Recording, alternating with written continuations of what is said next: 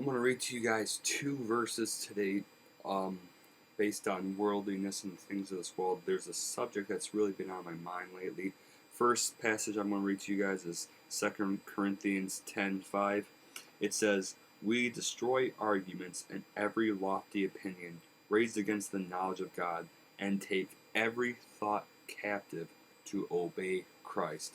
My second passage for you today will be 1 John 2:15 through 17, a famous one I love. "Do not love the world or the things of this world. If anyone loves the world, the love of the Father is not in him. For all that is in the world, the desires of the flesh and the desires of the eyes and pride in possessions, is not from the Father, but is from the world. And the world is passing away along with its desires.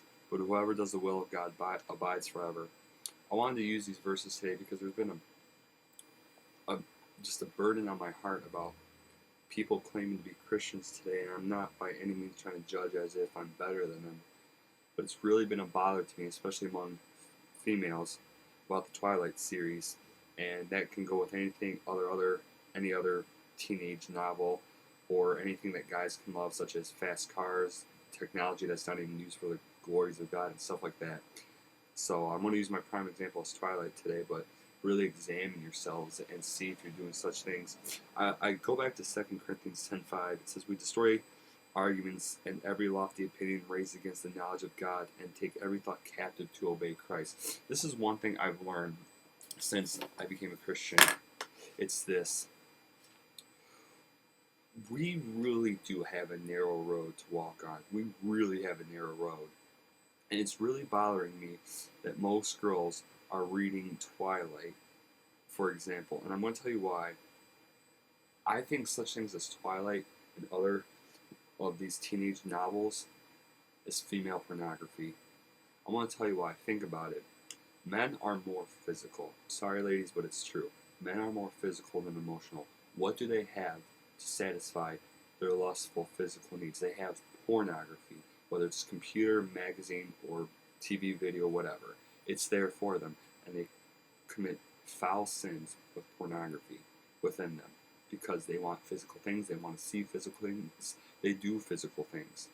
Females, and I've received testimony from many that this is true among you, most of you, that most of you are more emotional than physical. That doesn't mean there's no physical desire, which should be used for the marriage bed with your husband in a biblical sense, but you are more emotional. And this is what I mean by Twilight is female pornography. It's the fact that you're reading this book. It's a made-up man. There's no such thing as vampires. You're reading this book, and the guy of your dreams is there, the one that you want him to be. He is passionate. He is just charming. He's everything. He's mysterious. He's everything you girls would probably want him to be. Do you not see the dangers in that?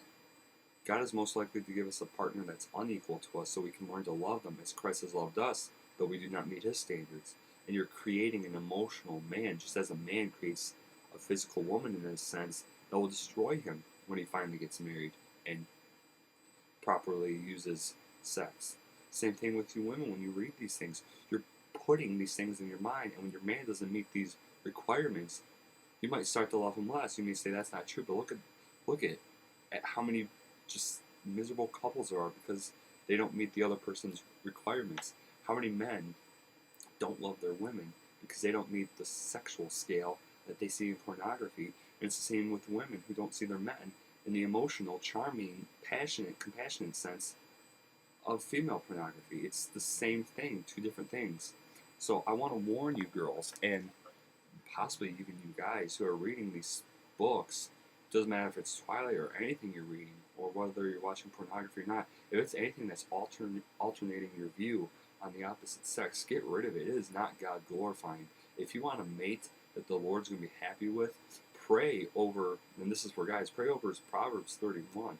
Pray for a woman who's godly. Women, pray for a man who's godly, and to meet the needs that you need, and also will meet the sense that you come short of God. What I mean by that is, pray for a man who's not perfect in the stuff you want him to be at least perfect in, so your walk with God may grow, so you can understand how to love him despite his faults, as Christ loves you despite your faults.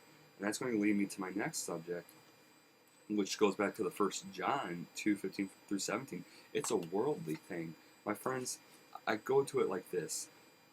Even if Twilight wasn't as bad, or any of these books or anything weren't as bad as I say they were, in the end, it's a worldly thing. I struggle with it too. We all do. We all get our eyes captivated on things that should not be. Or if we do take something that's biblical and good, we take it and make it an idol.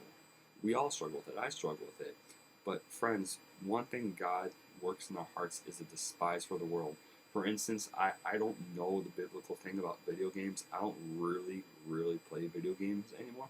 I played one today, and it was the little comic caption. It wasn't even audio. It was just a comic caption of the DAMN word, and I got a glimpse of it, and I took that game out, and I'm done with it. Because how dare they say that thing? And even if it just leads me not to playing games anymore, it should be, what's the glory of God? Maybe I won't play games anymore because it doesn't glorify God. I don't know. That's something I'm personally seeking. But we have to really look at this. What would Christ want for us? Is video games or any of these novels not good for us because they don't glorify Him? Are they not good because they offend Him? What would Jesus want? Some things come to us, some things we got to seek Him. But nonetheless, let go of these worldly things. I kind of get to this subject because I've heard so many people who are lost say, like, well, I don't like this type of Christian music because there's not any good Christian musicians. It doesn't matter. What is God glorifying? I don't like rap, but I listen to Christian rap like Lecrae and Tadashi because of the lyrics of God glorifying music, because of what Christ has done.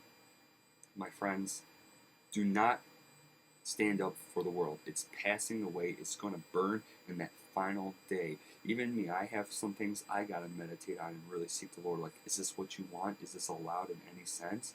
But really seek the Lord. Understand His will. Do you have things that God absolutely despises? Be done with it. Get rid of it. My friends, it will only just drag you down. Just let go of it. And if you have to stand up for any of it, if you have to stand up for watching worldly programs, if you have to stand up for listening to worldly music, if you have to stand up for watching worldly movies or reading worldly books or doing worldly things or talking worldly things, such as gossip, lying, and slander, mark it down. You might not know the Lord. I really say that I say that with sternness. You may not know the Lord. If you have to stick up for any sense of the world, just for silly reasons such as there's no good Christian musicians out there, or no good Christian movies out there, which is a lie, you might not know the Lord. You may not see His awesome saving power in your life. My friends, I want you to meditate on this and really examine yourselves today. If you have any prayer requests or any things that you're concerned on, things you have, message me right away, and I'll just see what the Lord will have. Seek Him yourself first. If there's things that you know you should let go of, let them go. If there's things you're not sure of, seek the Lord or ask someone. Ask me. And by God's grace, you'll get an answer. Really, after this video, just seek the Lord and do the things that I have, do the things that I do, glorify God. If I'm reading Twilight or any other of these emotional pornographic books, get rid of them. If I'm watching pornography, seek the Lord, get rid of it. If you have to disconnect the internet for good, do it. But friends, please just let everything be honoring to Christ, for He died for us. And I pray that if you're watching this and you're lost because you are just like that, you defend the world, you love the worldly things. If I were to put you up next to an atheist, the only difference you would see is that you believe in a God and participate in church activity. If that's your only difference between you and an atheist, you're lost. But really genuinely seek Christ if that's you.